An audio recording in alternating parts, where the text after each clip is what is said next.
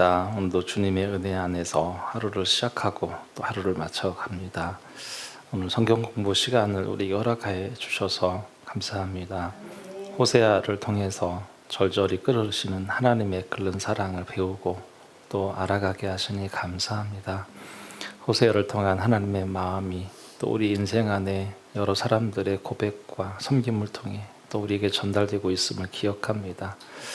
100% 죄인으로 절대로 주님께로 돌아갈 수 없는 우리를 주님 직접 찾아와 주시고 구원하시고 또 안아주시고 함께 걸어가자 하시니 감사합니다.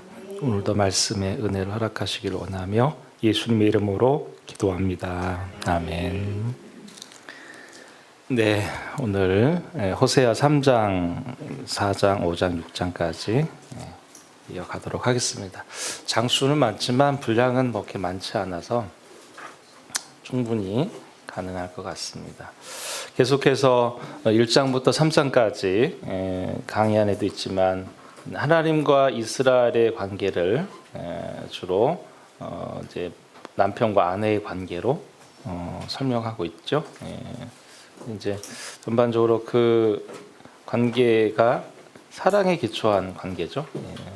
사랑에 기초한 관계고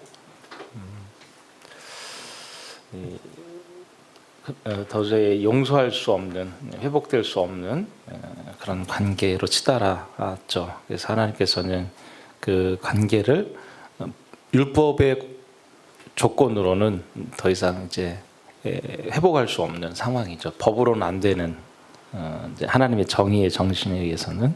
그래서 사랑의 관계 안에서 특별히 용서의 관계 안에서 하나님께서 이 관계를 회복하고자 애쓰고 있다는 사실을 좀 우리가 보면 좋겠습니다.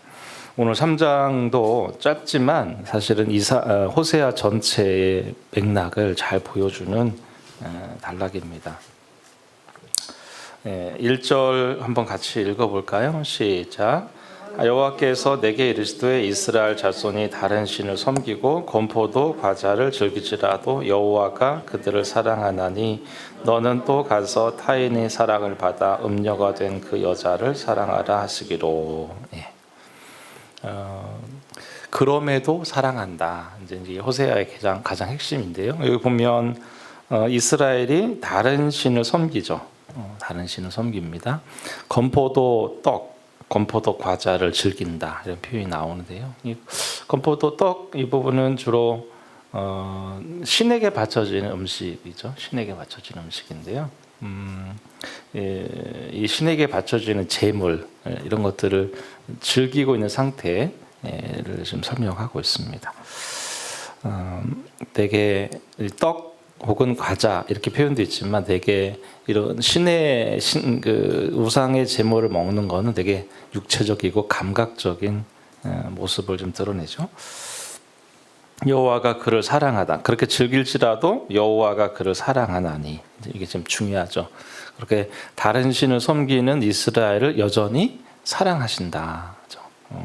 그래서 너는 또 가서잖아요. 그러니까 이미 결혼 시작할 때부터 음녀였잖아요. 그리고 그 음녀에게서 새 자녀를 낳았죠. 근데 지금 이 여인이 다시 다른 남자에게로 간 거예요. 그래서 더 이상 이건 이제 회복 불가능이잖아요. 이런 관계는 사실 유지할 수 없는 거죠.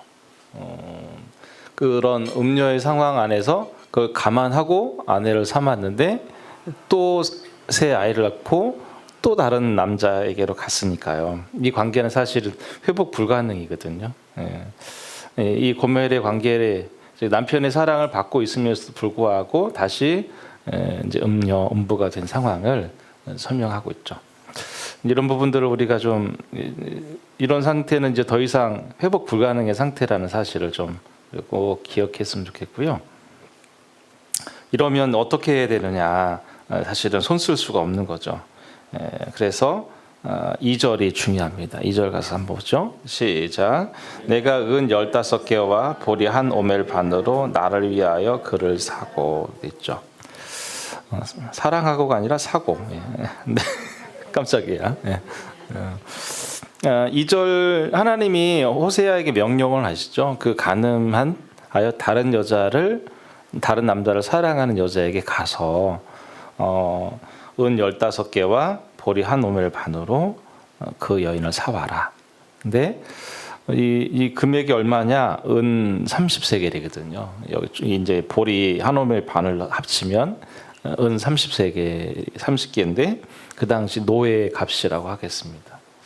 그러니까 한 남편의 아내로서의 지위와 신분을 완전히 상실해서 노예의 신분으로 내려가 있는 그 여인을 그 값을 주고 사오라는 거죠. 근데 누구를 위해서요? 나를 위해서. 참 호세아에게 어려운 명령이죠. 참 인간적으로 그렇고 선지자 입장에서도 그렇고 한 남자의 이 자존심의 입장에서도 사실은 하나님의 명령이 참 수용하기 어려운 거죠. 이제 이건 남자와 여자의 관계지만 반대로 다른 여자를 사랑해서 나아간 남편을 다시 받아들일 수 있겠는가? 정서적으로 되게 어려운 부분이죠. 근데 하나님께서는 이스라엘을 법적으로 이렇게 대하지 않으시고 사랑으로 대하시는 거죠. 그래서 그 사랑의 가장 중요한 것은 대가를 치르시죠. 대가를 치르시는 사랑이죠. 그래서 3절에 보시면 그에게 이르기를 너는 많은 날 동안 나와 함께 지내고 데리고 와서 그렇게 말하라는 거죠. 많은 날 나와 함께 지내고 음행하지 말고 다른 남자를 따르지 말라. 나도 내게 그리하리라. 값을 치르고 데려온 이 고멜에 대해서 몇 가지 조건을 제시합니다. 무조건 용서하는 게 아니죠. 많은 날 동안 나와 함께 있고 음행하지 말고 다른 남자를 따르지 말고 세 가지 조건을 제시하죠. 함께 있고 그 다음에 남자를 쫓지 말고 그리고 음행하지 말고. 그러니까 그 단순한 용서를 넘어서 그의 삶을 고치시고 바로잡아가게 하게 하시겠다는 의지도 설명하고 있습니다. 그리고 나도 내게 그리하리라 이 부분이 참 번역이 좀 어려운데요. 이게 이제 본문이 좀 깨져 있어서 정확하게 번역하기가 어려운 부분이라고 교수님들이 말씀하시더라고요. 그래서 이게 내가 너와 함께 있겠다. 나도 내게 가지 않겠다. 혹은 내가 너를 친절하게 대하겠다. 나도 내 편에 되어주겠다. 여러 가지 번역이 가능하다는 거예요. 근데 전반적으로 분위기는 데려와서 나와 함께 지내긴 하긴 하겠지만 근신의 기간을 일정 부분 두게 하겠다. 이 정도가 가장 적절한 해석 같다는 얘기를 하시더라고요. 그래서 새로운 관계를 회복하는 데 있어서 일정 기간의 근신의 기간이 좀 필요하다. 이렇게 볼 수 있다. 이렇게 말하고 있습니다. 그런데 어떤 방식으로의 근신이냐? 이제 4절부터 5절까지 그 근신의 방식이 있는데요.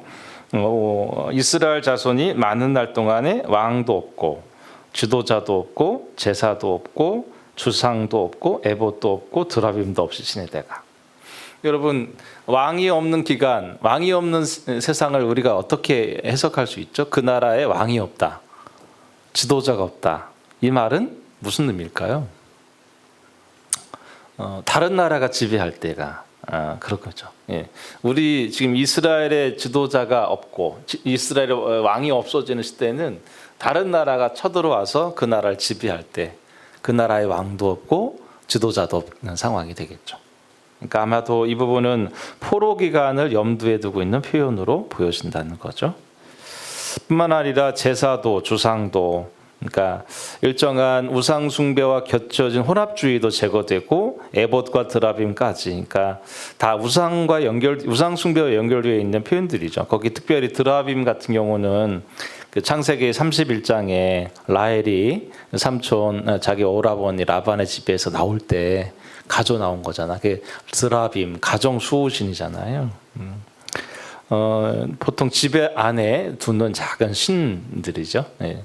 그런 것들도 엄치 지내겠다는 거죠. 그러니까 전반적으로 이런 상황들은 다 이제 포로기 상황을 전제로 하는 표현이겠죠. 그러니까 하나님께서 그들을 회복하긴 하시고 용서하시는데 그런 포로기의 기간을 통해서 일정 부분 정화의 시간을 가지게 하겠다. 이렇게 해석할 수 있겠죠. 실제로 역사 가운데 이게 성취가 됐죠. 예.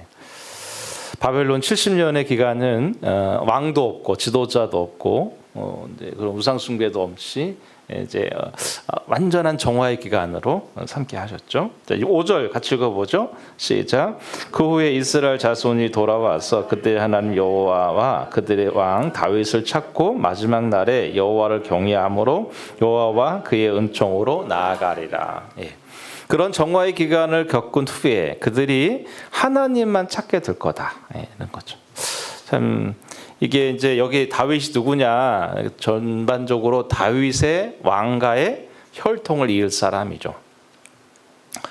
이게 이제 아모스서에도 이런 표현이 비슷하게 나와 있는데요. 아모스서 한번 가볼까요? 아모스서 9장 한번 가보겠습니다. 아모스 9장 11절입니다. 아모스 9장 11절인데요. 예. 아모스 9장 11절입니다. 예, 아모스 이게 잘 안 보이네요. 9장 11절인데요. 가서 한번 읽어보죠. 1284쪽에 있습니다. 시작. 그날에 내가 다윗의 무너진 장막을 일으키고 그것을 틈을 막으며 그 허물어진 것을 일으켜 옛적과 같이 세우고. 예. 다윗의 무너진 장막을 회복하게 하시겠다. 이제 이 아모스서도 이제 호세아와 같은 시기에 쓰여진 예언서거든요. 그러니까 다윗의 가문, 다윗의 왕권을 회복하겠다. 이제 실제로는 메시아의 나라, 그리스도가 오셔서 회복하실 나라를 설명한다. 보통 그렇게 해석을 하는데요. 그러므로 여호와를 경외하고 여호와를 파하드, 경외하다가 파하드거든요. 경외라는 것은 기본적으로 두려워에서 오면서 나오는 표현이에요. 하나님을 두려워하는 경외. 그 다음에 여호와의 그의 은총으로 나아가다. 은총은 토부죠. 히브리어로 토부죠.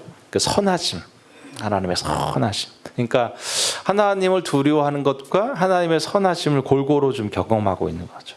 두려운 하나님과 자비와 긍휼을 함께 하는 하나님을 함께 경험하는 완전한 회복으로 나오게 될 거다. 그렇죠. 그러면 5절의 결론에 이를 때까지 그 시작은 전적으로 누구의 의지로부터 발현된 거죠? 이스라엘에게는 회개나 돌이킬 의지가 전혀 없었죠. 완전히 다른 남자에게 다른 신을 사랑하여 가버린 여자잖아요. 근데 하나님께서 어떻게 하죠? 호세아를 보내서 돈을 주고 사오게 하시죠. 그리고 일정 기간 정화의 기간을 거친 후에 온전히 하나님을 경외하고 하나님의 긍휼을 맛보게 하시죠. 이게 모두 누구의 의지예요? 하나님의 의지죠. 이렇게 행하시는 것이 하나님의 열심이라고 하는 거죠. 실제로 이런 본문을 대할 때 우리가 꼭 기억해야 될 이런 신부와 신랑의 관계로 설명하는데 호세아만 그런 게 아니라 에베소서에서도 비슷한 표현이 있습니다. 에베소서 5장 27절 한번 가서 볼까요? 호세아를 이해하시면 이제 에베소서가 열리게 되죠. 호세아서와 에베소서 5장을 같이 좀 좋겠어요. 에베소서 5장 27절입니다. 5장 27절. 예. 영상으로 보시는 분들도 성경을 꼭 찾으세요. 예. 예. 영상 틀어놓고 화장실 가시고 설거지 하시고 그러시면 안 됩니다.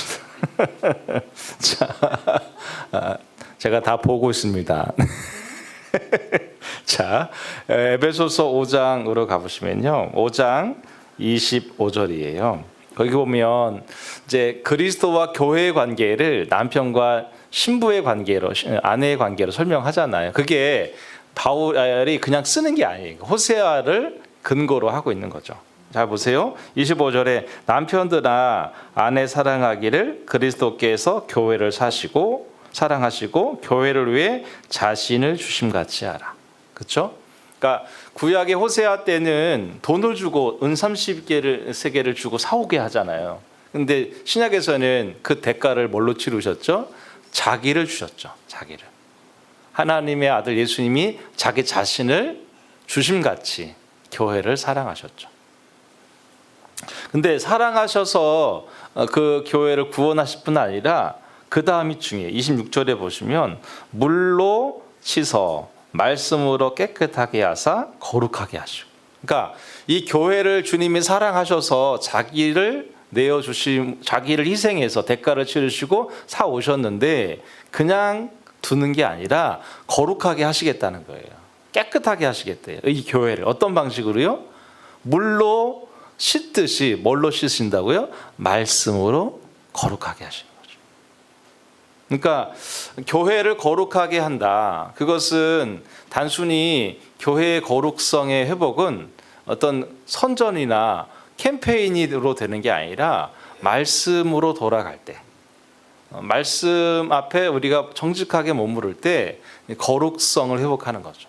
여기서는 교회 전체 집단을 의미할 수도 있고 한 개인을 의미할 수도 있겠죠. 그러니까 우리 성도가 성경을 읽지 않고서 거룩성을 유지한다? 그건 거짓말이죠. 있을 수 없어요. 성경을 떼놓고서는 우리가 거룩성을 말할 수 없죠. 그것이 아무리 교리 공부든 어떤 성경 신학 공부든 사실은 성경을 제외하고서 신학함과 교리가 우리를 거룩하게 하지 않죠. 매일매일 말씀 앞에 엎드리고 그 말씀 앞에 정직하게 반응할 때 우리가 거룩해지죠. 사실은 저희 교회는 지금 90일간 집단적으로 지금 목욕을 하고 있는 거죠. 진짜예요. 집단이 힘이에요. 그게 공동체가 같이 읽어가니까 그 개인이 영향을 받는 거죠. 사실 개인 보고 읽으라 그러면 그게 안 되거든요. 그래서 공동체가 중요한 거예요. 약한 개인은 충분히 그것을 끝까지 이뤄가지 못하지만 공동체가 같이 읽어가기 때문에 완주할 수 있는 거예요. 뭐 건너뛰기도 하고 뭐 좀 어떨 때는 조금 졸다가 읽기도 하고 그러지만 그래도 그것을 공동체가 있기 때문에 완주하죠. 그래서 사실 지금 저희 도담교회는 1년에 한 번씩 전 교인이 말씀으로 샤워를 하고 있다고 해도 과언이 아니죠. 예.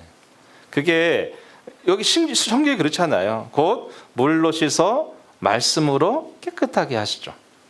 그러니까 우리가 하나님께서 우리를 구원하실 뿐 아니라 우리를 거룩하게도 하시죠. 그 누가 하시는 거죠? 하나님이 하시는 거죠. 하나님.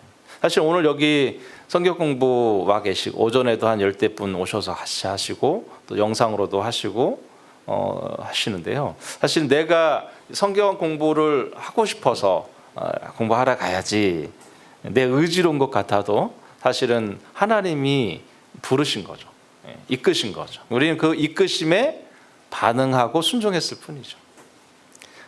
그래서 하나님이 우리를 거룩하고 깨끗하게 하시기 위해서 말씀으로 우리를 계속 읽게 하시죠. 그래서 27절에 자기 앞에 영광스러운 교회로 세우사 티나 주름 잡힌 것이나 이런 것이 없이 거룩하고 흠이 없게 하려 하심이라. 하나님이 교회를 거룩하고 흠이 없게 하기를 원하시죠.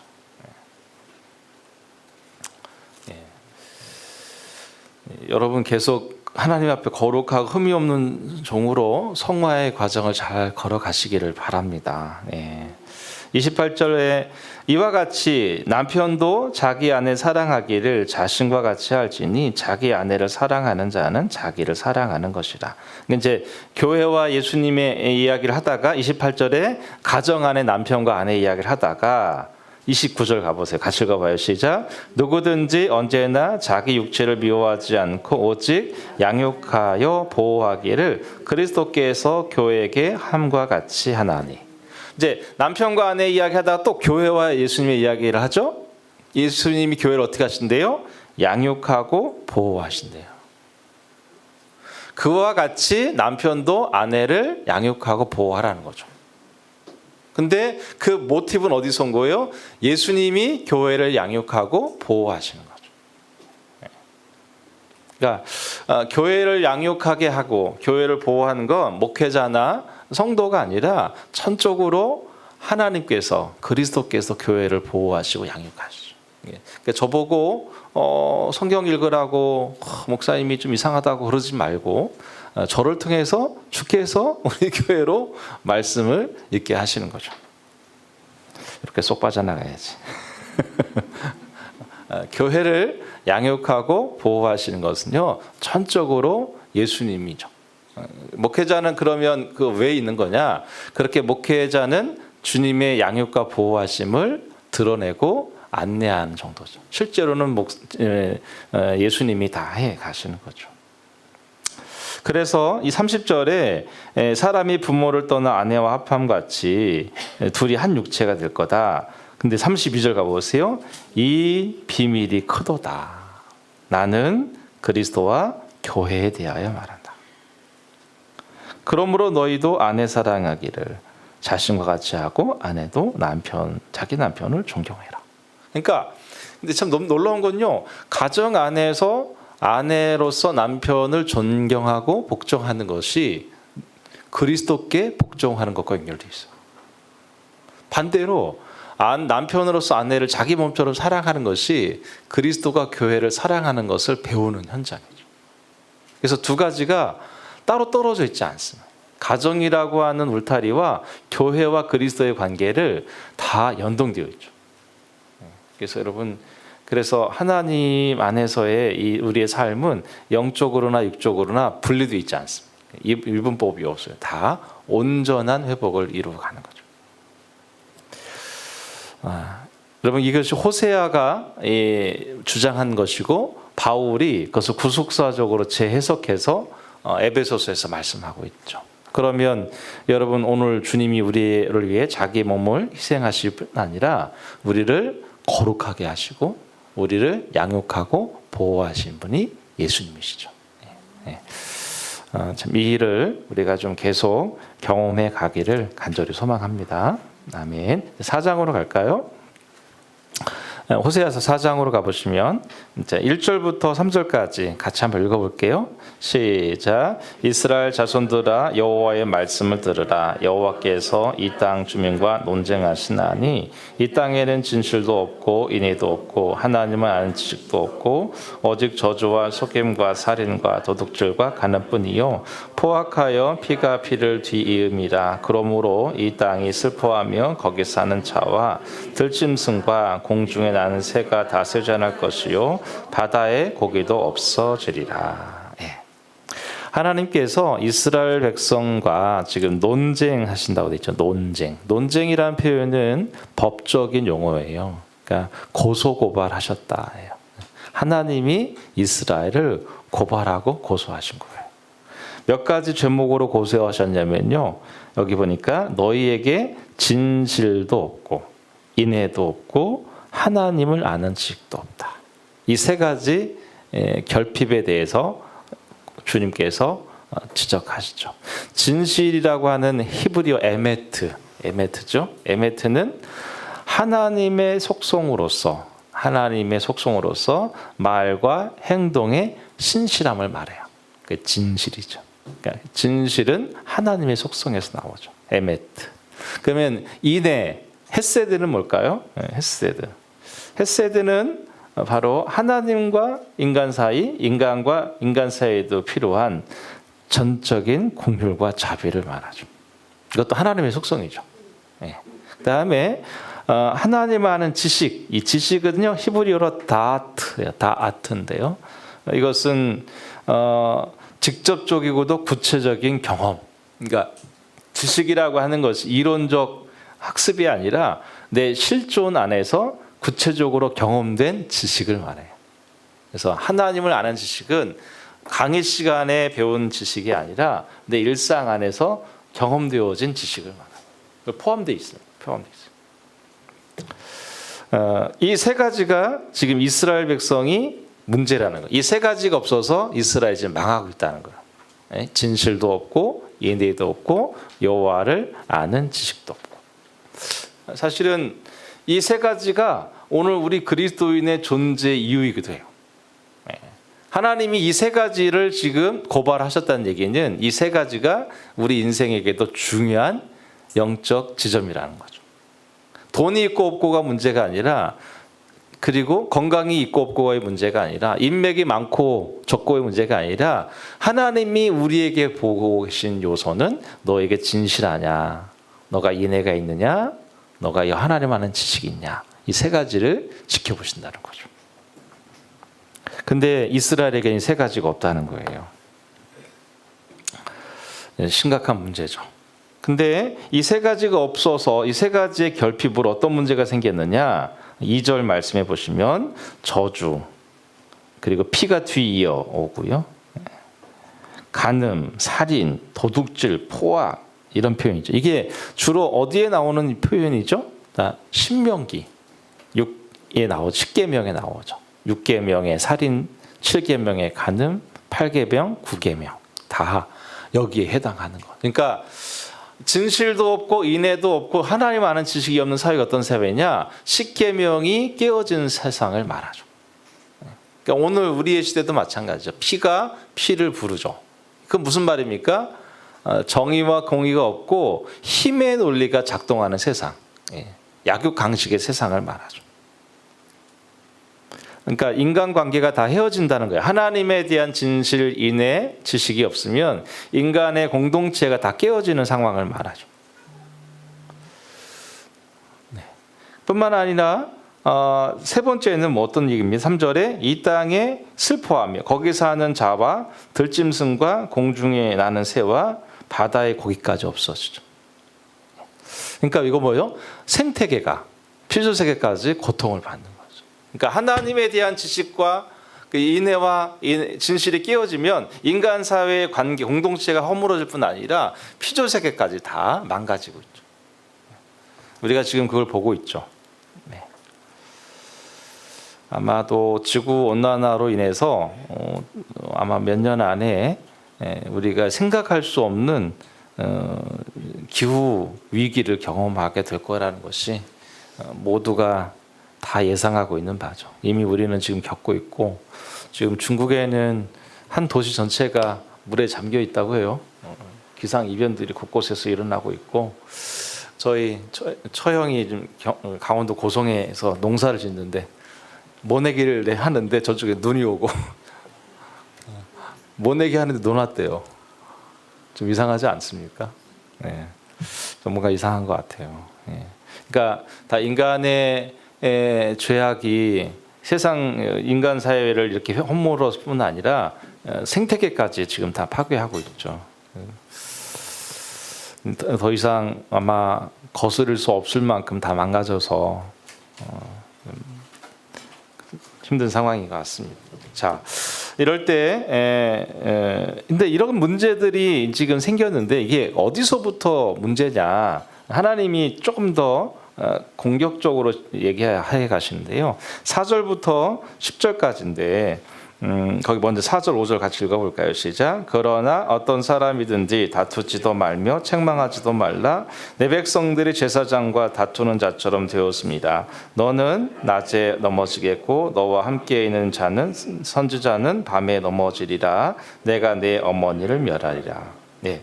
그러니까 어떤 사람이든지 다투지 말고 책망하지 말라. 누구냐면 제사장과 다투지 말고 제사장을 책망하지 말라는 얘기예요. 내 백성들이 제사장과 다투는 자처럼 되었습니다. 이 얘기는 뭐냐면 내가 제사장을 직접 심판하겠다. 그러니까 하나님이 아주 의도적으로 제사장의 문제를 거론합니다. 직접 심판하시겠대요. 그래서 여기서 너는 제사장이에요. 낮에 넘어지고. 낮에 왜 넘어집니까? 호는 대낮에. 이제 넘어질 일이 없죠. 근데 걸려서 넘어지게 하겠다는 거죠. 뿐만 아니라 선지자는 밤에 넘어지죠. 선지자는 왜 밤에 넘어집니까? 밤에 이상을 보거든요. 선지자들은. 근데 그 이상이 끊어지는 거죠. 그러니까 영적인 활동의 주요 지도자였던 제사장과 선지자가 하나님께 직접 심판을 받겠다는 겁니다. 이 얘기를 왜 하시는 거예요? 그러니까 여호와를 아는 지식도 없고 인애도 없고 진실도 없는 이 모든 책임의 첫 출발이 어디라는 거예요? 제사장에게서부터 있다는 거예요. 마땅히 가르쳐야 될 하나님을 아는 지식을 이 제사장들이 가르치지 않은 거죠. 그래서 거기 어머니를 멸하리라. 거기 5절에 어머니는 누구냐? 제사장의 어머니를 말하는 게 아니라 저 여러 가지 주석을 살펴보니까 이스라엘 그 자체를 어머니라고 말해요. 어머니를 멸하겠다. 6절로 가볼까요? 내 백성이 지식이 없으므로 망하는도다. 내가 지식을 버렸으니 나도 너를 버려 내 제사장이 되지 못하게 할 것이요 내가 내 하나님의 율법을 잊어버렸으니 나도 내 자녀들을 잊어버리리라. 6절 말씀 잘 보셔요.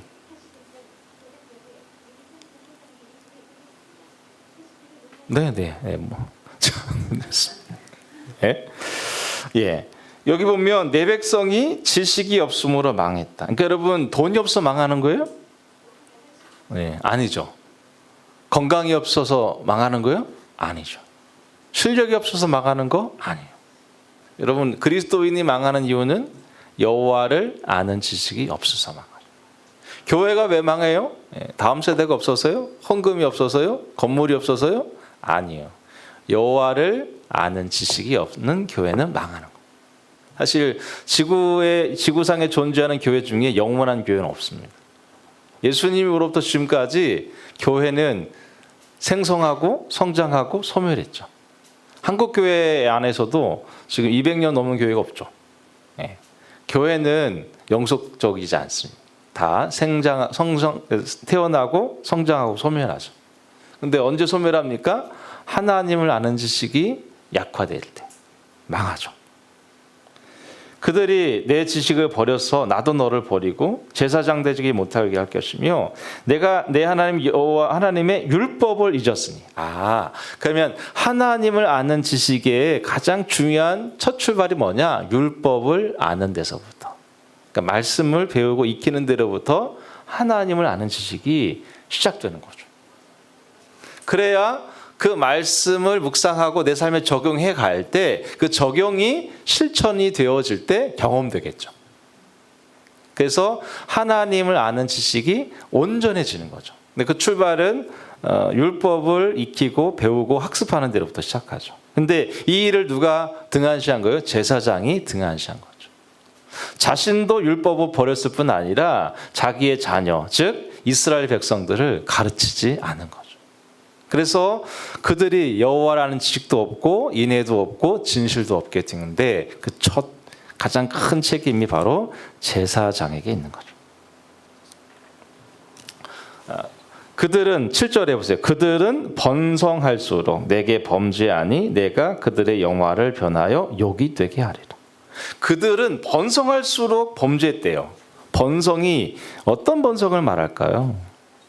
라바브라는 히브리어를 쓰고 있는데요. 이건 이스라엘의 인구의 증가를 의미해요.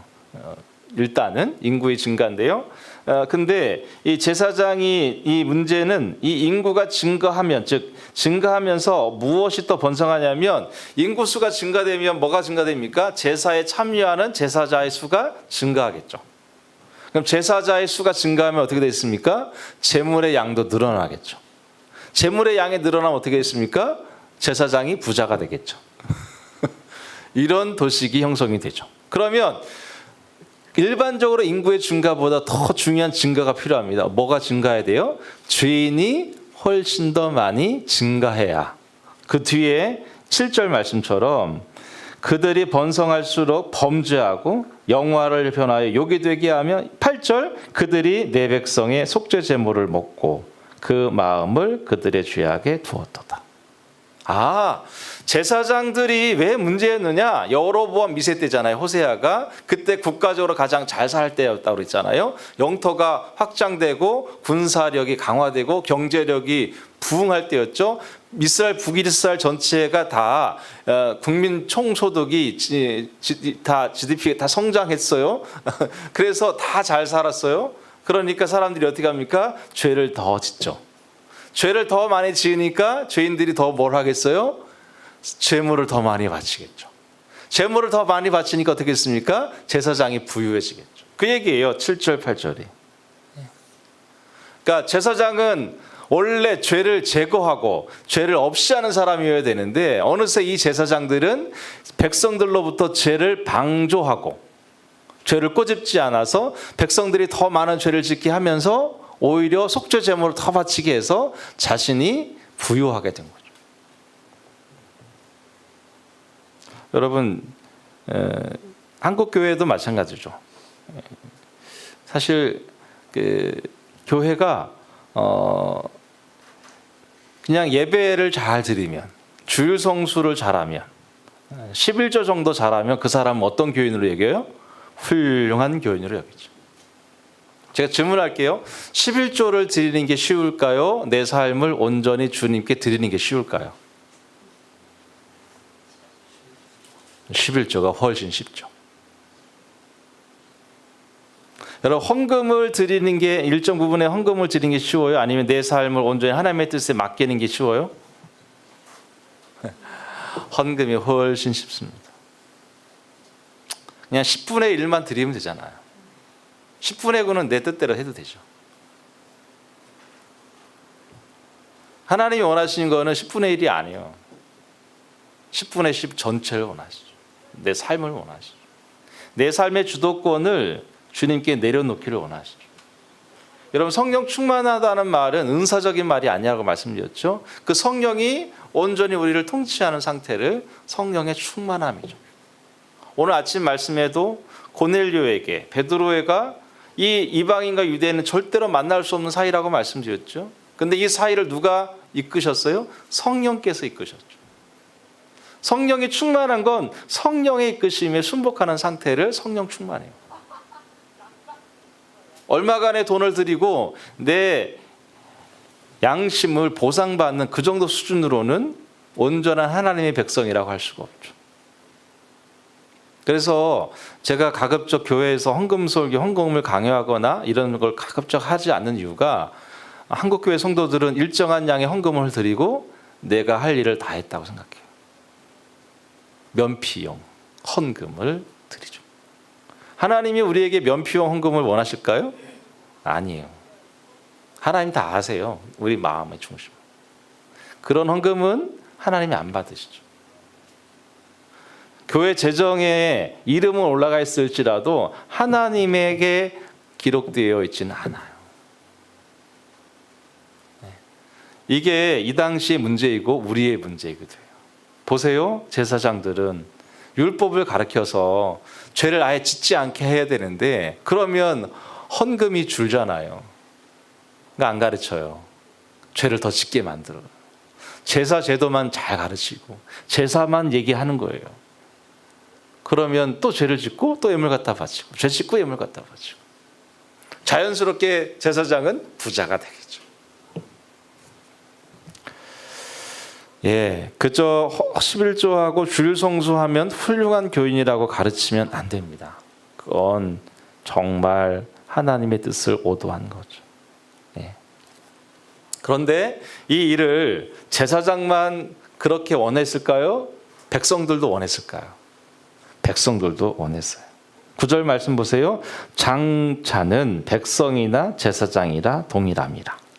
내가 그들의 행실대로 벌하며 그들의 행위대로 갚으리라. 아, 백성들도 그걸 원했다는 거예요. 아, 그래요? 아유, 뭐 양 한 마리쯤이야 뭐 그 정도로 내 이 죄책감이 보상받을 수 있다면 양 한 마리 드리죠.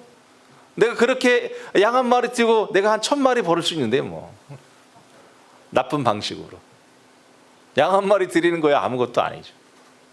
그렇지 않아요, 여러분? 제사장이나 백성이나 암묵적으로 타협하고 있는 거예요. 하나님을 아는 지식을 가르치지 않죠. 하나님의 마음을 가르치지 않죠. 그리고 하나님을 이런 속죄 제사의 제도 안에 가둬버리셨죠. 하나님, 내가 당신에게 소를 바칠 테니까 날 용서해 주세요. 그리고 내 마음의 죄책감을 깡그리 씻어주세요. 내가 할 거 다 했으니까. 그러고 있다는 거죠. 예. 여러분은 어떠세요? 예. 하나님 어떤 분이십니까? 하나님 우리 마음을 원하시죠. 하나님 우리의 진심을 원하시죠. 소나 양의 피를 원하지 않으시고 하나님 우리가 하나님 잘 알아가기를 원하시죠. 11절로 가볼까요? 예. 11절로 가보시면 이스라엘에 만연된 우상숭배가 좀 있는데요. 11절 보세요. 시작. 음행과 모근 포도주와 새 포도주가 마음을 빼앗았으며 내 백성이 나무에게 묻고 그 막대기는 그들에게 고하나니 이는 그들이 미혹되어 하나님을 버리고 음행하였습니다. 거기 음란한 마음 동그라미 하시고요. 마음이라고도 번역하지만 영으로도 번역할 수 있어요. 르하의예요. 그래서 음란한 영이 가득하여 이렇게 돼요. 왜 그러냐? 13절에 보니까 그들이 산 꼭대기에서 제사를 드리고 작은 산에서 분향하고 참나무, 버드나무, 상수리 나무 아래 그런 음행을 하죠. 그러니까 여러분 이게 그 뜨거운 곳에 나무가 우거진 곳은 사람들이 모여서 피하기가 좋죠. 그곳이 바로 우상 숭배가 만연했대요. 거기 뒤에 보면 딸들은 음행하고 너희 며느리들은 간음을 행하는도다. 여러분 딸들이 음행한다 이런 표현이 뭘까요? 예. 이것은 산당의 제의 중에 특별히 여성들이 간음을 하게 하죠. 고대 세계에선 여성 처녀의 성을 신에게 드리는 것이 그것이 신을 이렇게 신의 마음을 너그럽게 하는 것이죠. 그리고 그렇게 여성의 처녀의 성을 드리면서 그 여성은 다산의 축복을 받는다는 논리가 작동하고 있죠. 그래서 결혼 직전에 처녀의 성을 드리는 것이 일반적이었죠. 그래야 아이를 잘 낳을 수 있었으니까. 근데 여자들만 그러냐? 그렇지 않습니다. 거기 뒤에 넘겨보시면 14절에 남자들도 창기와 함께 나가며 음부와 함께 희생을 드리미니라 깨닫지 못하는 백성은 망하리라. 이 남자들은 또 신전에 가면 신전 창기들이 있었죠. 그 여자들과 성관계를 맺는 것이 그 자체가 제의적 요소죠. 그러니까 합법적으로 아내 아닌 다른 여자와 성관계를 맺을 수 있는. 그러니까 이 바알 신을 찾는 것 자체가 우상 숭배이면서도 쾌락적이고 감각적인 요소가 이미 내재되어 있다고 할 수가 있죠. 예, 그래서 이 바알 신앙이 바알 숭배가 그 당시 위력을 발휘했던 것은 성적인 쾌락이 말초적 쾌락이 그 안에 작동되고 있죠. 상당히 원초적이라고 할 수 있죠. 그렇기 때문에 이 우상 숭배가 이 바알 숭배가 뿌리 깊게 그 가나안 땅에 토착할 수 있었고 기생할 수 있었죠. 남자들 특히 여성들에게 성적 쾌락 지수를 높이는데 이 우상의 숭배 요소가 작동하고 있었던 거죠. 그래서 16절에 이스라엘은 완강한 암소처럼 완강하니 이제 여호와께서 어린 양을 넓은 들에서 먹임같이 그들을 먹이겠느냐. 우상 숭배가 만연해 있음을 완강하다 사라르죠. 사라르 완악하다 이렇게 표현할 수 있죠. 19절 같이 읽어보죠. 시작. 바람이 그 날개로 그물을 쌌나니 그들이 그 제물로 말미암아 부끄러운 일을 당하리라. 이스라엘의 상황이 좀 녹록하죠. 거기 17절도 되게 중요한 표현이 나오네. 17절 한번 읽어볼까요? 17절입니다. 시작. 에브라임이 우상과 연합하였으니 버려두라. 버려두라 동그라미 하시고요. 버려두라. 버려둔다는 게 뭘까요? 버려두라. 이게 이제 유식한 말로 하면 유기하심이죠. 내버려 두라는 거죠. 내버려. 그렇게 우상 숭배에 그냥 하도록 내버려 둔 거죠. 그래서 이 우상 숭배에 대한 이 심판 자체가 유기하심도 있어요. 하나님의 심판 중에 유기의 심판이 있어요. 자, 로마서 1장으로 가볼까요? 로마서 1장 24절입니다. 로마서 1장 24절입니다. 하나님의 유기하심. 예요. 1장 24절. 그 앞에 거기 21절부터 천천히 읽어볼까요? 시작. 하나님을 알되 하나님을 영원롭게도 아니하며 감사하지도 아니하고 오히려 그 생각이 허망하여며 미련한 마음이 어두워졌나니 스스로 지혜 있다 하나 어리석게 되어 썩어지지 아니하는 하나님의 영광을 썩어질 사람과 새와 짐승과 기어다니는 동물의 모양 우상으로 바꾸었느니라. 그러니까 우상 숭배는 이렇게 호세아 시대만 아니라 로마서가 작성될 때까지 면면이 흐르는 하나님과의 대척점에 있는 대상이죠. 그렇게 우상 숭배 안에 있는 이들에게 24절 가보세요. 그러므로 하나님께서 그들을 마음의 정욕대로 더러움에 내어버려 두사 그들의 몸을 서로 욕되게 하게 하셨으니. 그러니까 더러움에 내버려 두심. 그게 뭐죠? 하나님의 육이죠. 그래서 그 뒤에 25절 가보시면 하나님의 진리를 거짓으로 바꾸고 피조물을 조물주보다 더 경배하고 섬깁니다. 그러니까 그렇게 우상 숭배를 하도록 하나님께서 내버려 두셨다는 거예요. 이미 심판을 받은 거죠. 25절 가봐요. 이 때문에 하나님께서 그들을 부끄러운 욕심에 내버려 두셨으니. 26절 읽어봐요. 그들은 여자들로 순리대로 쓸 것을 바꾸어 영리로 쓰고 그와 같이 남자들도 순리대로 여자 쓰기를 버리고 서로를 향하여 음욕에 부릴 듯하며 남자가 남자와 더불어 부끄러운 일을 행하여 그들이 그릇됨이 상당한 보응을 그들 자신이 받느니라. 그러니까 이런 동성애적 성관계를 하나님께서 그냥 내버려 두신 거죠. 이 세상이 동성애가 창고라는 시대가 되어 버렸는데 그 이미 하나님의 심판에 들어와 있다고 볼 수가 있죠. 여러분, 그러니까 당장 하나님의 심판이 내게 떨어지지 않았다고 해서 안심해서는 안 돼요. 이미 육이라고 하는 심판이 작동되고 있을 수 있는 거죠. 이 부분을 좀 잘 보시면 좋겠고요. 자, 5장 가보죠. 전사님 어디 가셨어요? 쉬어야 되는데 전사님 찾아오세요. 참 어디 갔어? 자, 5장 1절부터 3절까지 한번 읽어보죠. 시작. 제사장들아 이를 들으라. 이스라엘 족속들아 깨달으라. 왕족들아 귀를 기울이라. 너에게 심판이 있나니 너희가 미스바에 대하여 올무가 되며 다볼 위에 친 그물이 됩니다. 패역자가 사륙제에 깊이 빠졌음에 내가 그들을 다 멸하노라. 에브라임은 내가 알고 이스라엘은 내게 숨기지 못하나니 에브라임아 이제 내가 음행하였고 이스라엘이 더러워졌느니라. 제사장아 들으라. 이스라엘 족속아 깨달으라. 왕조가 귀를 기울여라. 그러니까 세 가지 점층법으로 쓰고 있죠. 들으고 깨닫고 귀를 기울이고. 계속 하나님께서 점층적으로 강조하고 있죠. 근데 어떤 내용을 들으라는 거예요? 너희에게 심판이 있을 거라는 거예요. 심판이 있을 거라. 하나님의 심판을 언급하고 있습니다. 공의를 위해서 하나님이 심판하시죠. 미스바에 대하여 올무 다볼에 위에 친 그물이 들 거다. 그러니까 하나님의 그 지역의 땅을 점령하실 거죠.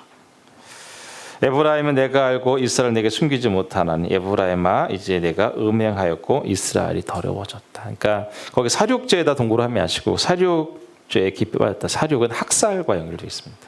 샤타라고 하는데요.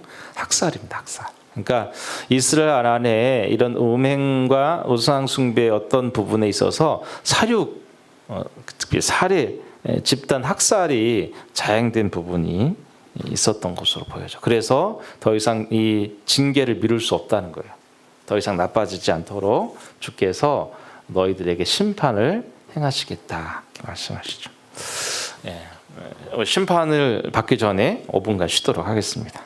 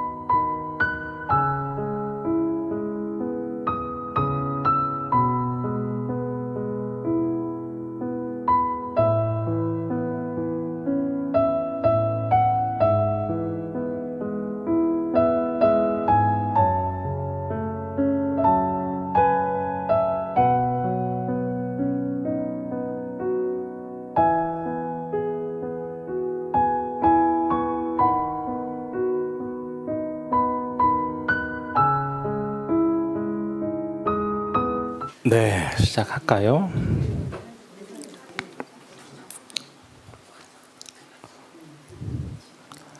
맨날 심판하고 징계하고 이런 얘기만 하니까 재미없죠?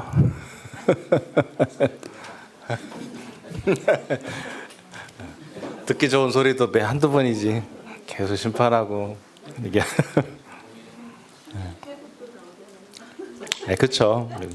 사실은 이런 이야기를 하는 이유도 사랑하시니까 하는 얘기죠.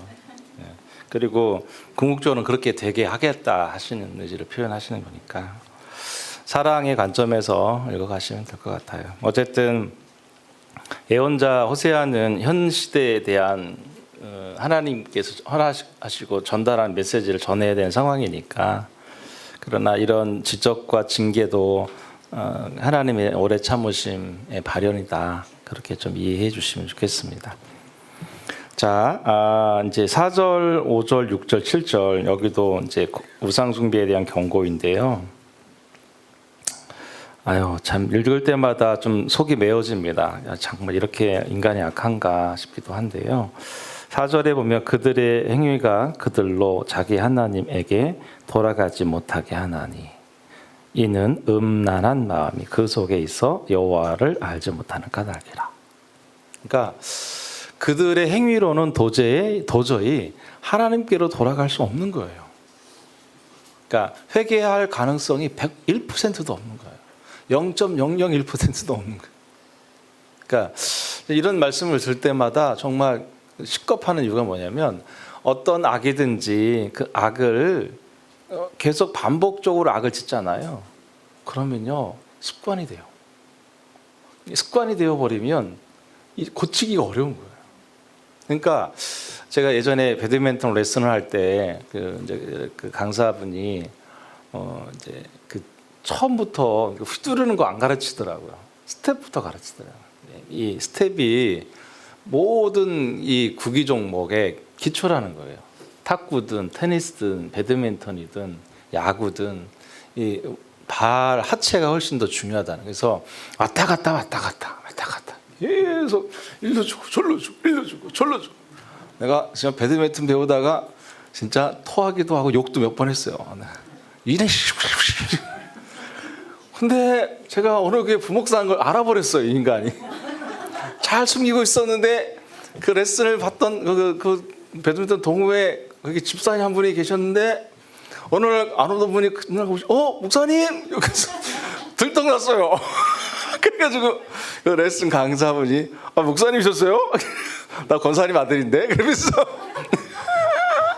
아유, 다음부터는 진짜 더 친절하게, 더 자세히, 더 많이, 더 구속으로 주더라고요. 구속. 이게 몇 번 토하기도 했어요. 아유, 밥 먹고 가가지고. 그런데 그 배드민턴 강사가 저한테 한 말 중에 있어요. 목사님, 나쁜 습관, 그러니까 레슨을 해서 가르치는 것보다 이미 다른 데서 잘못 배워와서 여기서 배우는 게 더 어렵대요. 그러니까 습관을 고치는, 나쁜 습관을 뺏는 게 훨씬 더 어렵다. 그러니까 조금 친다고 와서 하는 사람들이 그 스텝이 다 꼬여가지고 그거 뜯어 고치는 데 더 어려워. 그래서 목사님은 백지라서 괜찮대. 그리고 목사님이어서 너무 좋대요. 내가 교회 다닐 때 이런 좀 억울함이 있었는데 나한테 억울함을 보는 것 같은, 그랬던 것 같은데. 보세요. 그들의 행위가 그들로 자기 하나님께 돌아가지 못하게 하죠. 오래된 악행이 굳어지면 사실 자신들의 의지로는 하나님께로 돌아갈 수 없죠. 회개할 수 없습니다. 진짜로 그래요. 회개를 못하는 여러 가지 요인이 있지만 자기 삶을 바꾸고 싶지 않은 거예요. 오랫동안 방탕하게 살면 그 삶 때문에 하나님께로 돌아갈 수 없습니다. 돌아가려 하니 너무 멀리 와버린 거죠. 역시 음란한 마음이 그들 속에 있어 여호와를 알지 못하는 까닭. 음란한 영이 그들을 지배하고 있는 상태가 돼. 그러니까 이렇게까지 가버리면 진짜 가망성이 없는, 거의 없죠. 하나님의 특별한 은총이 아니고는. 5절에 그렇게 하나님을 멀리 떠난 자들의 얼굴에 뭐가 드러난대요? 교만이 그 얼굴에 드러났죠. 게온, 히브리어로 게온, 교만인데요. 권위, 탁월, 오만, 자랑. 예, 그런 것들이 얼굴로 드러나는 거죠. 얼굴로 드러나죠. 마치 우리가 이렇게 살이 찌면 복부에 살이 차오르고 그 차오른 살은 얼굴로 올라와서 번질번질 기름기가 나오죠. 예. 그게 자연적인 물리적인 현상이란다 한다면 우리 안에 하나님을 거부하고 멸시하는 그 마음이 있다면 무엇으로 드러나냐면 교만으로 드러난다는 거죠. 교만으로. 얼마나 교만했냐 이렇게 얘기해요. 6절에 보세요. 그들이 양떼와 소떼를 끌고 여호와를 찾으러 갈지라도 만나지 못할 것은 이미 그들에게서 떠나셨습니다. 그러니까 이렇게 음행하고 그 마음이 교만으로 팽창되어 있는 상태인데 버젓이 하나님 앞에 소떼와 양떼를 끌고 가죠. 근데 여러분 잘 보세요. 소 한 마리예요? 양 한 마리예요? 떼로 가죠. 떼로. 하나님의 의지와는 상관없어요. 하나님 마음 상관없어요. 그냥 하나님은 동물의 피나 빨아먹는 흡혈귀 정도로 취급하는 거죠. 하나님이 뭐가 아쉬워서 그 소와 양의 피를 원하시겠어요. 하나님은 왕의 왕이신데요. 근데 인간들은 이 사람들은 얼마나 교만했는지 하나님을 어디에 가둬둔 거예요? 그 성전에 가두어두고 하나님을 그 제의, 그 제사의 순서에 넣어놓고는 당신은 우리가 가져오는 동물의 피나 먹으시고 내가 지은 죄나 용서하시라고. 그게 당신의 역할이라고 하나님을 완전히 축소해서 한쪽에 집어넣어 버린 거죠. 그러니까 인간이 얼마나 교만한지 아시겠죠. 하나님께는 관심이 없고요. 그냥 제사, 제도, 제의, 그 예배, 예물 거기에만 관심이 있는 하나님으로 줄여버린 거죠. 줄여버린. 하나님의 역동, 하나님의 자유, 이 모든 것을 인간이 다 제한해버리죠. 어디다가요? 성전과 이 제사 제도에다가 하나님을 제한해버린 거죠. 바알 종교가 그래요. 바알 종교는 그럴 수 있어요. 바알은 인간이 가져온 예물을 받고 그 예물에 대한 보상을 해야 돼요. 인간에게. 그게 인간과 바알 신이 맺은 계약이에요. 계약. 여러분 우리가 이렇게 점집에 가잖아요. 그러면 복채를 내잖아요. 뭐 100이든 50이든 1000만 원이든 복채를 내면 그 신은 그가 궁금해하는 것을 알려줘야 돼요. 그게 계약 관계예요.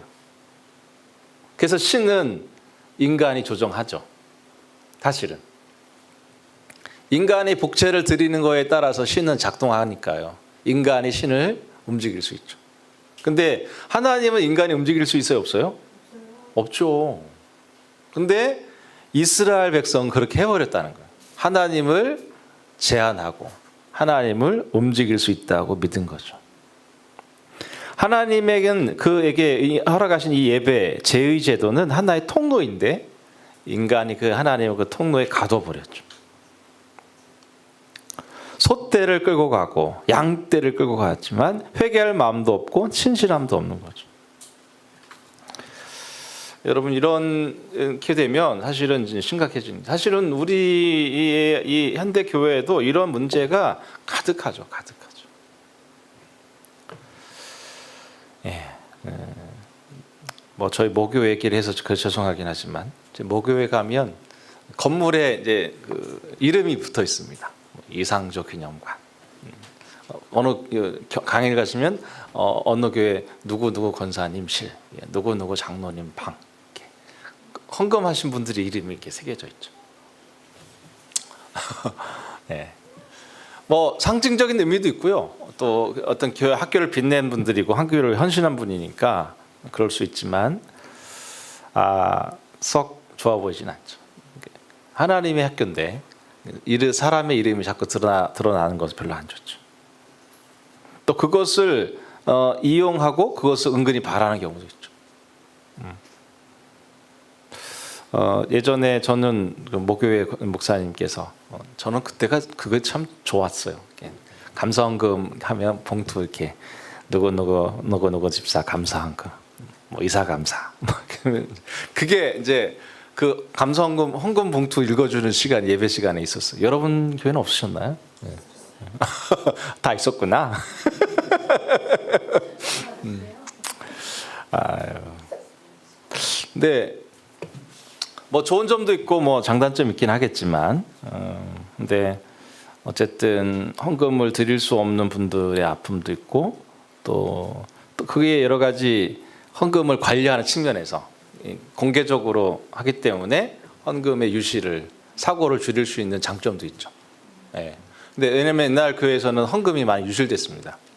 그래서 그것을 공개적으로 오픈하고 주보의 이름을 써서 헌금 사고가 나지 않도록 하는 장점도 있죠. 근데 어느 측면에서는 그것을 경쟁시키죠. 그리고 하는 분들은 더, 그리고 할 수 없는 분들은 좀 더 줄어들고. 그래서 저희 어머님이 야 교회 다니려니까 진짜 돈도 많아야겠더라 야. 저희 어머님이 아주 부정적인 요인도 좀 있었죠. 하여튼 우리가 이렇게 교만이 얼굴로 드러나는, 그러니까 내 이름이 드러나거나 내 어떤 헌신이 그것들을 또 교회가 그것을 조장하고 부추기고 경쟁을 붙이는 부분이 없지 않아 있어 보이죠. 조심해야 할 부분인 것 같아요. 자, 8절부터 15절까지는요. 하나님께서 이스라엘과 유다 사이에 전쟁을 일으키시겠다. 전쟁. 8절에 기브아에서 풀나파를 불며 라마에서 나파를 불며 벳 아웬에서 외치기를 베냐민아 내 뒤를 쫓는다 할지어다. 베냐민은 유다 지파 안에 속해 있잖아요. 그러니까 지금 이게 무슨 얘기냐면 북이스라엘과 그리고 아람 연합군이 지금 남유다를 쳐 들어올 것을 예상하고 있고요. 이때 남유다는 아수르와 연합해서 이 전쟁을 대비하거든요. 그 이야기입니다. 10절에 유다 지도자들은 경계표를 옮기는 자 같게 될 거다. 그러니까 결국 하나님께서 어떤 방식으로 이스라엘과 유다를 치시냐면 우상숭에 빠진 너희들 서로 싸우게 하겠다. 그런 얘기입니다. 그래서 13절, 12절 보세요. 그러므로 내가 에브라임에게는 좀 같으며 유다 족속에게는 썩이는 것 같도다. 하나님께서 하나님 백성에게 좀같이 나타나시겠대요. 좀이라고 하는 것은 뭐죠? 옷에 구멍을 내게 하는. 좀은 또는 피부에 좀이 나면 고름이 생기고 귀에 그 섬 위에 붙으면 섬을 썩게 하죠. 그다음에 썩이는 것과 연결돼 있죠. 그러니까 하나님께서 그들의 내부를 썩게 하는 거죠. 뿐만 아니라 13절에 보면 에브라임이 자기의 병을 깨달으며 유다는 자기 상처를 깨달으리라. 왜요? 아수르로 가서 에브라임은 아수르로 가서 그런 시간을 갖게 하겠다. 그러니까 아마 아수르에게 이제 패망할 것에 대한 이야기도 어느 정도 하십니다. 14절에 보니까 에브라임은 이제 북이스라엘 말하죠. 에브라임에게는 사자 같고 유다는 남쪽 유다를 말하죠. 젊은 사자 같게 하겠다. 여러분 사자가 셉니까? 젊은 사자가 셉니까? 둘 다 셉니다. 젊은 사자가 물론 더 세겠죠. 힘이 더 좋으니까. 그러나 사자는 다 무섭죠. 그렇게 하나님께서 좀 같고 썩이는 것 같게도 하시겠지만 사자 같고 젊은 사자 같이 그들을 마구 징계하시겠다. 그러나 그 시간 후에 15절 보세요. 그들이 그 죄를 뉘우치고 내 얼굴을 구하기까지 내가 내 곳으로 돌아가리라. 그들이 고난받을 때 나를 간절히 구하리라. 고난받을 때 나에게 간절히 구할 것이다. 참 하나님께서 자기 곳으로 돌아가시고 이스라엘로 이 고난 안에서 뉘우치게 하시고 그때 찾게 되겠죠. 사실 여러분 우리가 고난과 환난을 겪을 때마다 꼭 기억해야 될 것은 우리의 삶을 하나님께로 고정하고 집중하는 시간으로 가지시면 좋겠어요. 좀 하나님이 옆에 계실 때 하나님 앞에 신실하게 잘 사는 게 중요한 것 같아요. 이번에 단양에 이제 우리 65세 성도님들과 함께 갔는데 그 배 유람선에 탔는데 유람선에서 음악이 하나 흘러나오는데 제가 주의 음성으로 들었어요. 있을 때 잘해 후회하지 말고 있을 때 잘해 후회하지 말라고. 근데 저요 엄청 많이 깨달았어요. 내가 지금 내가 하고 있는 이 목회 현장, 우리 이제 성도님과 같이 가 있잖아요. 근데 이 현장이 내가 이분들하고 정말 잘해야겠다. 내가 목회를 하는 동안이 얼마일지 난 좀 알 수 없지만 우리 도담교회 성도들과의 시간이 제가 남아있을 시간은 알 수 없잖아요. 내일 일은 난 모르시니까. 근데 그 같은 움직임 안에 있는 성도님들이 너무 귀하게 보이더라고요. 그래서 내가 있을 때 잘해야겠다. 더 잘해야겠다. 그래서 저는 주의 음성으로 들었습니다. 근데 돌아오면서 뭐라고요? 남에게 적용하지 말고 자기한테 적용하세요. 강집사님 자기한테 잘 적용하세요. 진짜 자기 안에 있을 때 잘해. 그러면 안 됩니다. 근데 제가 이제 다 끝나고 돌아오고 이제 여기 가마골에서 이제 갈비탕 먹고 이렇게 나오는데 남자 성도님 한 분이 정말 성도님들한테 고맙다고 눈물을 글썽이면서 참 교회가 따뜻하다고 내가 성도님들한테 이런 은혜를 받는다고 너무 고맙다고 저한테 진짜 진심을 담아서 말씀해 주셨거든요. 그래서 제가 한마디 했죠. 있을 때 잘해요. 후회하지 말고 이렇게 개그로 끝나긴 했는데 여러분 우리가 신앙생활을 한다는 게 얼마나 감사해요. 그리고 내가 지금 하나님을 알고 있다는 게 얼마나 감사해요. 하나님이 내 옆에 계시잖아요. 너무너무 고맙죠. 그러니까 옆에 하나님 계실 때 잘하세요. 그리고 내 아내 얼마나 소중해요. 내 남편 얼마나 소중하고. 그래서 있을 때 잘 하시면 좋겠습니다. 네. 그래서 내년에도 내후년에도 이제 잘 모시고 내년에 좀 어디를 갈까 오면서 내년 또 어디를 갈까 고민 중에. 예? 해외로? 야 이분들 믿음이 좋으시네. 어쨌든 그래서 여기 우리가 이렇게 고난받고 형제지간에 전쟁 나고 하나님이 좀 같고 썩이고 사자 같고 젊은 사자 같이 이렇게 환난과 고난 다 겪고 나서 겨우겨우 돌아오지 말고 지금 하나님과 사이좋게 잘 지내시고 하나님한테 잘 하시고 하나님의 사람들을 소중히 여기시고 그렇게 살아가면 참 좋겠다 생각이 들었어요. 있을 때 잘해 이러지 마시고 옆에 있어서 너무 고마워 내가 잘할게 이렇게 하셨으면 좋겠어요. 네. 자 6장으로 넘어가겠습니다. 6장으로 가시면요. 6장에 이제 중요한 단락이 있습니다. 6장 1절부터 3절이 해석이 참 어려운 해석입니다. 이제 호세아에서 가장 논란이 많은 해석입니다. 1절부터 3절까지만 읽어볼까요? 시작. 오라 우리가 여호와께로 돌아가자. 여호와께서 우리를 지셨으나 도로 낫게 하실 것이요 우리를 치셨으나 싸매어 주실 것입니다. 여호와께서 이틀 후에 우리를 살리시며 셋째 날에 우리를 일으키시리니 우리가 그 앞에 살리라. 그러므로 우리가 여호와를 알자. 힘써 여호와를 알자. 그의 나타내심은 새벽빛같이 여기 멈나니 비와 같이 땅을 적시는 늦은 비와 같이 우리에게 임하시리라 하니라. 여호와께 돌아가자. 그 노래 있죠? 이 노래가 여기서 나왔죠. 근데 여러분 이 노래 이 가사가 요즘에 심각하게 공격을 받습니다. 이들이 진짜 돌아가고자 했을까? 돌아가고자 하는 의지가 있었던가? 이들의 돌이킴의 진정성에 의심을 받고 있어요. 사실 1절부터 3절까지만 읽으면 우리가 여호와께로 돌아가자.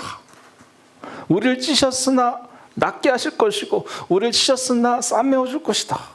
이틀 후에 셋째 날에 우리를 일으키실 거다. 여호와를 알자. 힘써 여호와를 알자. 새벽빛같이 주님이 나타나시고 어김없이 늦은 비로 우리를 적시게 할 거다.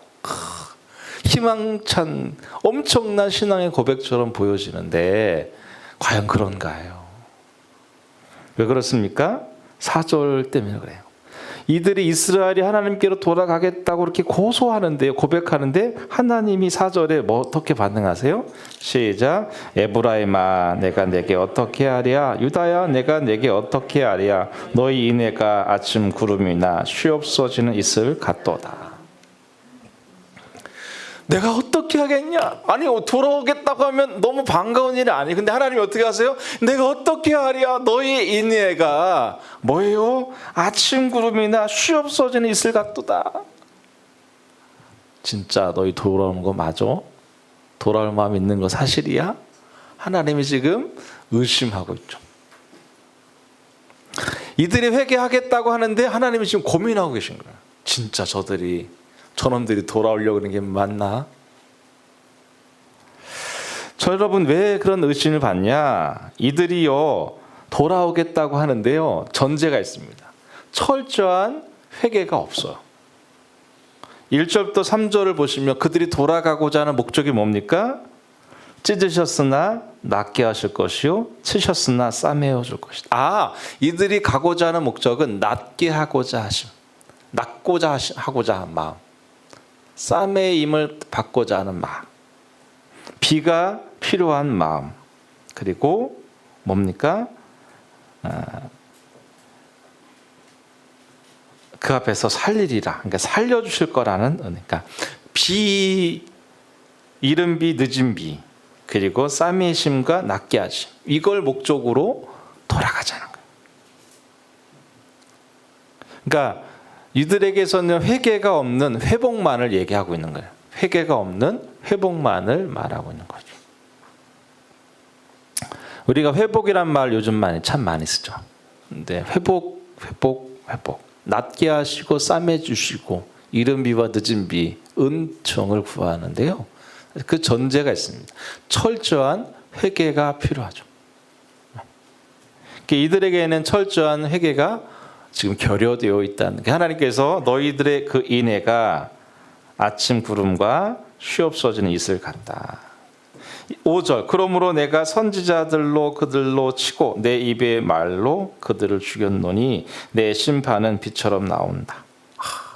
그들의 참된 회개를 볼 수 없어 하나님이 낙심하고 있죠. 여러분 우리가 부모님께 잘하고 부모님께 예를 갖추고 부모님을 사랑으로 봉양하는 건 참 좋은데, 안 그러던 인간들이 갑자기 돌변해서 부모님께 잘하고 부모님에게 용돈도 드리고 부모님께 열심히 봉양하는데 왜 그렇습니까? 유산이 있다는 걸 알게 된 거죠. 상속할 땅이 있다는 걸 나중에 알게 된 거죠. 그래서 그 부모에게 열심히 봉양하죠. 그러면 그 부모의 마음이 어떨까요? 좋아요? 좀 속상했겠죠. 저놈들이 내 이 돈 때문에 저러는구나. 물론 겉으로는 좋겠지만 속으로는 마음이 비참하겠죠. 여러분 우리가 신앙생활할 때 하나님께서 우리에게 주신 베네핏, 그 혜택을 추구하면서 믿음 생활하세요? 아니면 하나님 자신 그 자체를 위해서 믿음 생활하세요? 하나님이 해주시는 혜택 때문에 신앙생활 하시는 거예요? 아니면 하나님 그분 자신을 우리는 사랑하고 따르고 있습니다. 이게 우리는 신앙생활을 점점 해가면 할수록 하나님 그분이면 충분해져 가야 되죠. 예수님이면 충분해져 가야죠. 비록 내 기도의 제목이 응답되지 않고 내 삶의 형편이 조금 예전만 못하고 또 이런저런 상황이 더 악화되더라도 예수님이면 충분하다 사는 것이 신앙의 핵심이죠. 아멘이시죠? 싸매주지 않으셔도, 낫게 하지 않으셔도, 이른 비와 늦은 비가 없어도 하나님이면 충분해야죠. 이렇게 고백했으면 좋겠어요. 주님 저 낫게 하지 않으셔도 좋아요. 하나님 저 안 싸매주셔도 좋아요. 제 사업장에 이른 비 늦은 비 없어도 괜찮아요. 저는 하나님이면 충분해요. 그랬으면 하나님 좋아하셨을 것 같아요.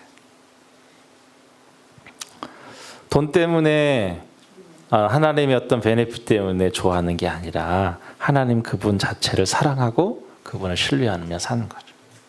그래서 6절에 그렇게 말하는 거예요. 나는 인애를 원하고 제사를 원하지 아니하며 번제보다 하나님 아는 것을 원한다. 네, 아멘이시죠? 하나님 나를 알았으면 좋겠다는 거예요. 내가 너에게 준 혜택에 마음 빼앗기지 말고 나를 좀 알았으면 좋겠다. 네, 저 자신에게도 하는 말이죠. 성도가 늘어나든 줄어들든 또 교회가 커지든 작아지든 목회가 되든 안 되든 하나님을 아는 것에 충분한 만족감을 누리며 사는 것이면 좋겠다. 여러분의 삶도 좀 그랬으면 좋겠어요. 예. 뭐 그 뒤에 더 이상 더 붙일 설명이 없어요. 이거면 충분하죠. 하나님을 아는 지식이면 충분하죠. 예. 여러분, 제의적인 활동이 쉬울까요? 하나님을 아는 지식을 충만히 살아내는 게 쉬울까요? 이렇게 하나님을 아는 지식을 쌓아가는 게 훨씬 더 어려워요. 예배 한번 드리는 건 아주 쉽답니다. 그냥 앉아있으면 되잖아요. 근데 이렇게 성경을 읽고 성경을 공부하고 매일 묵상하고 하신 버거운 일이죠. 근데 그런 과정을 통해서 하나님을 계속 알아가는 거죠. 세상에 공짜는 없답니다. 예수님도 희생하셨죠. 우리도 하나님을 알아가는 대가는 꼭 필요하죠. 하나님 우리에게 은혜를 주시지만 은혜 안에 반응하는 것은 대가가 필요하죠. 사랑으로 수고하죠. 8절에 길앗은 악을 행하는 자의 고울이라 피발자국으로 가득 찼도다. 강도의 때가 사람을 기다림같이 제사장 무리가 세겜의 길에서 살인하니 그들이 사악을 행하였다. 여러분 제사장이 강도 때가 되었으니 뭐 말할 것도 없죠. 네. 목회자들이 좀 반성을 많이 해야 됩니다. 지금 합동 측에서는 정년을 75세로 연장한다는데 어쩌려고 그런지 모르겠어요. 너무 미치겠어요. 젊은 목사님들은 갈 데가 없는데 지금. 그래요. 정말 목회자들이 강도 때 같아요. 저를 포함해서. 강도 때가 사람을 기다림같이 제사장 무리가 세겜길에서 살인하니 이 말씀 참 할 말이 없습니다. 예, 네, 여러분 우리 모두 만인 제사장이잖아요. 다 모두가 제사장이죠. 예. 예. 예, 그만해야겠네요. 시간이 됐네. 자, 11절까지 다 끝났습니다. 네, 그 정도 하면 될 것 같아요. 네. 여러분 우리가 이런 호세아 시대의 여로보암 2세 때의 시대 상황을 잘 이해하면서 오늘 우리 시대도 좀 잘 전망하고요. 특별히 하나님을 아는 지식이 그리고 하나님에 대한 인애와 진실함이 하나님 우리에게 계속 관심을 갖고 보시는 영역이다. 꼭 기억하시고요. 인애를 원하고 제사를 원치 않으시고 하나님 번제보다 하나님 아는 걸 원한다. 꼭 기억하시고요. 나를 낫게 하지 않으시고 삼해주지 않으셔도 여호와께로 돌아가는 하나님으로 충분한 우리 도담의 성도님 됐으면 좋겠습니다. 기도하겠습니다. 하나님 아버지 감사합니다. 하나님이 사랑하시는 우리가 또 타인을 사랑하여 하나님을 떠났는데 주님께서 그리스도를 죽음에서 십자가에 죽고 부활하게 하심으로 우리를 다시 구원하셨습니다. 우리를 그렇게 자기 희생으로 구원하실 뿐 아니라 거룩하게 하시고 순결하게 하시니 감사합니다. 그런데 우리의 삶에는 진실도 없고 인애도 없고 하나님 아는 지식도 점점점 소멸되고 있습니다. 그로 인해서 나와 관계된 모든 사람과의 관계가 깨어지고 저주와 속임과 살인과 간음이 가득한 인간관계를 형성하며 나의 욕망으로 인하여 피조세계도 많이 망가져 있음을 기억합니다. 주님이 우리에게 원하시는 것은 진실함과 인애와 하나님을 아는 지식이란 사실을 깨우치고 배우게 하시니 감사합니다.